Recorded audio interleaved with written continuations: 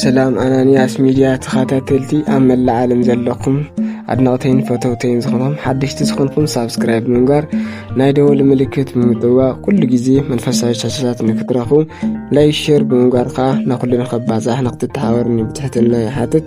ሎማዓንቲ ሒዘልኩም መፅእ ዘለኹ ክብሪ ድንግልና ምስኣን ዘስዕቦ ጉድኣት ዝብል እዩ። እቲ ቀዳማይ ዘስዕቦ ጉድኣት ክትቐልልን ክትናዓቕን ይገብራ።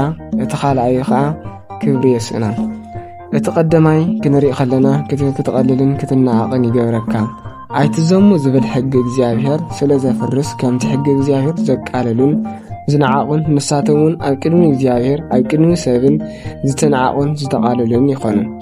ሕጊ እግዚኣብሔር ምሕላው ሞገስን ክብርን ትረኽበሉ ኢኻ እሞ እንተዘይሓሊኻ ግና ትሓስረሉ።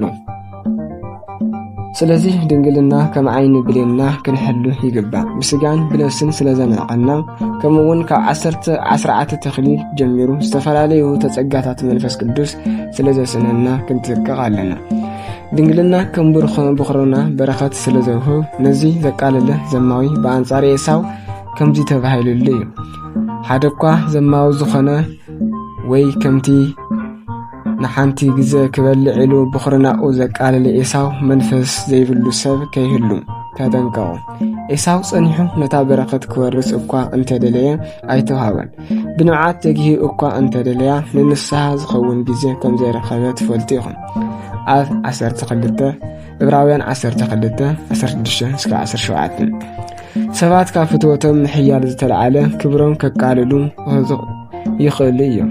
እዚ ዘረድእና ኣብ ዘመነ ብነቢይ ዳንኤል ዝነበረ ንጉስ ብልጣሶር ብድፍረት ኣብ ቅድሚ ጣዖታት ኣማልኽቱ ብጽዋዕ እግዚኣብሔር ምስ ኣንስትን መኳንንትን መስተ ስለ ዝተሰተየሉ ኣጻብዕቲ ካብ እግዚኣብሔር ተላኢኻ ማኒ ተቄል ፋሬስ ዝብል ተጻሒፉ እዩ። ማኒ ማለት እግዚኣብሔር ንመዓልትታት መንግሥትኻ ጸጥጢብዎን እዩ፣ ንመንግሥትኻ ከዓ ወዲእዎ እዩ። ተቄል ማለት ብሚዛን ተመዚንኻ ቀሊልኻ ተረኺብካ ማለት እዩ። ፋሬስ መንግሥትኻ ተመቒላ ንሰብ ሜዳንን ፋረስን ተዋሂባ እያ ማለት እዩ ብምባል ብእግዚኣብሔር ከም ዝተናቐ ገሊጹሉ እዩ። እግዚኣብሔር ዘቃለሎ ከዓ መን የኽብሮ ከም ዝበለ ዳንኤል ምዕራፍ 5:25-28 ክብሪ የስእነካ ማለት ከዓ እቲ ካልኣይ ክንሪኢ ከለና ድንግልናኣ ዘይሓለየት ኣንስተይቲ ኣብ ቅድሚ ሰብኣያ ከንቲ ትጽበዮ ዝበለ ክብርን ፍቕርን ኣይትረክብን። ጥራሕ ዘይኮነስ ተኣማንነት እውን ተስእን እያ። ካሊእ ክቡእ ነገር ለሚዳ እያ ስለ ዘብላ ናብ ካሊእ ከም ዘይትኸይድስ እንታይ ዶ መረጋገፂ ኣለዋ እዩ ስለ ዘብላ ኩሉ ሻዕ ኣብ ጥርጣረ እትነብር ክብሪ ዘይብላያ ትኸውን። ምትእምማንን ምክብባርን ዘይብሉ ሓዳርኻ ንቐጻልነት ኣይህልውን። ብእግዚኣብሔር ዝተዋሃበ ቅዱስ ሓዳር ብቐሊሉ ክትስኖ ትኽእል እያ። ዝሙት ዘስዕቦም ጸገም ዝሙት ማለት ካብቶም ኣብ 10 ትእዛዛት ዝተገለጹ መበል 7 ዝተዋሃበና ዝተኸልከለ ሕጊ ኮይኑ ዘጸአት ምዕራፍ 20:14፣ ማቴዎስ ምዕራፍ 19:18፣ ሮሜ 13:9፣ ያዕቆብ 2:11 ካብ ሓዳር ወጻኢ ዝፍጸም ዝኾነ ይኹን ርካዊ ስጋ ሁሉ ዝሙት ይበሃል። እዚ ድማ ስጋዊ ስምዒትኻ ብኣግባቡ ካብ ዘይምቁፅጻር ዝመጽእ ፈተና እዩ። ዝሙት ካብ ትምኒት ካብ ዝጅምር ኣምላኽና ኢየሱስ ክርስቶስ ነቶም ቀዳሞት ኣይትዘሙ ከም ዝተባሃለ ሰሚዕኹም ኣለኹም። ኣነ ግን ኩሉ ንሰበይቲ ርእዩ ዝተመነያ ብልቡ ፈጺሙ ኣብኣ ዘመወብለኩም ኣለኹም። ማቴዎስ ምዕራፍ 5:27 ብምባል ኣዝዩና ኣሎ። እዚ ድማ ካብ መጀመርታ ናይ ትምኒት ጾር ፈተና እንተደኣ ጠፊኡልና ናይ ዝሙት ሓሳብ ይህልውናን። ቅዱስ ያዕቆብ ነፍሲ ወከፍ ግና ብትምኒቱ ተሳሒቡን ተታሊሉን እዩ ዝፍተን። ድሕርዚ ትምኒት ምስ ጠነሰት ንሓጢኣት ትወልድ፣ ሓጢኣት ምስ ዓበየት ድማ ንሞት ትወልድ። ያዕቆብ ምዕራፍ 1:14-15 ከም ዝበለ ዝሙት ብትምኒት እዩ ዝጅመር።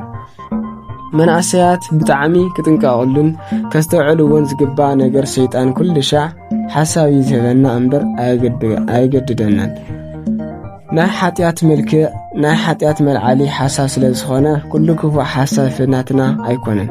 ብዙሓት መናእሰያት ኣብ ቤተ ክርስቲያን ንቅዳሴ ጠጠው ክብሉ እንተለው ብዙሕ ክፉእ ሓሳብ ስለ ዝመጾም ንበዓሎም ከም ሓጢያተኛ እናቆጸሩ ይሽረሩ እዮም።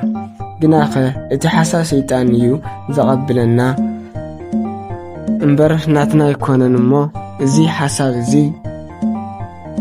ናተይ ኣይኮነን መንፈስ ቅዱስ ኣይሐቐለይ እናበልና ክንቃወም እዩ ዝግባአና። ንምንታይ እዩ ሰይጣን ከምኡ ዝገብር እንተልና ሰይጣን ዝኣቱ ብፍርሕን ብድንጋጸን ስለ ዝኾነ መደንገጺ ሓሳባት እናምጽአ ይፈታተነና። ምንታን ሓጢያተኛነት ተሰሚዕና ኣነ ንሓጢያት ተዝተፈጠርኩ እየ ካብ ሓጢያት ኣይፍለይን ናብ ቤተ ክርስቲያን ምታ ኣይግባአንን እናበልና ተስፋ ክንቆርጽ እሞ ካብ ቤተ ክርስቲያን ክንርሕቕ ዘምጽእ ሓሳብ ምዃኑ ተረዲና ክንጥንቅቕ ይግባእ። ንኣብነት ንኣዴና ሔዋን ሓሳብ እዩ ዝሃባ ምቕባልን ዘይምቕባልን ግና ናታ ብጽሒት እዩ። ንሱ ብሓቂዶ እግዚኣብሔር ካብ ኩሉ ኦም ገነት ኣይትብልዑ ኢሉ ኣዚዝኩም እዩ ኢሉ ጠይቓ። እታ ሰበይቲ ድማ ነቲ ተመን ኣብ ገነት ካብ ዘሎ ፍረ ኦም ንበልዕ ኢና ብዛዕባ ፍረ እታ መኣብ ማእኸል ገነት ዘላ ኦም ግና እግዚኣብሔር ኣምላኽ ከም ከይትሞቱስ ካብ ኣይትብልዑ ኣይትንክእዋውን ኢሉና እዩ በለቶ። እቲ ተመን ድማ ነታ ሰበይቲ እግዚኣብሔርስ በታ ካብኣ ብትበልዑላ መዓልቲ ኣዒንትኹም ከም ዝኸፈታ ከም እግዚኣብሔር እውን ከም እትኾኑ ጽቡቕን ክፉእን ከዓ ከም እትፈልጡ ስለ ዝፈለጠ እዩ ኣይትብልዑ ዝበለኩም እምበር ከቶ ኣይትመውትን ኢኹም ብላ። እታ ሰበይቲ ድማ እታ ኦም ንዓይኒ ጽብቕቲ እቲ ፍርኣ ንምብላዕ ዘብህግ ጥበብ እውን እትገልጽ ምዃና ሪኣ ካብታ ፍርኦም ወሲዳ በልዐት። ዘፍጥረት ምዕራፍ 3:1-6። እዚ ዘርእየና ሰይጣን ንኣዴና ሔዋን ሓሳብ እዩ ዝሃባ እምበር ክትበልዕ ኣይገድደን። ኢዳ ሒዙ እውን ነታ ፍረ ኦም ክትቖርጽ ኣይገበራን። ስለዚ ሰባት ሰይጣን ኣጋጊኒ ምባል ጥራሕ እንተይኮነስ በዓልና እውን ንበዓልና ካብ ክፉእ ትምኒት ክንዓግት ይግባእ። ወስብሐት ለእግዚአብሔር ወላዲተ ድንግል ወለመስቀሉ ክቡር። ንምንታይ ሰይጣን ዝሙት ካብ ሕፃንነትና ጀሚሩ ዘለማምደና ዝብል ኣብ ቀጻሊ ክንሪና እስካብ ጽንሑ እስካብ ሱፍ ደሕና ጽንሑ።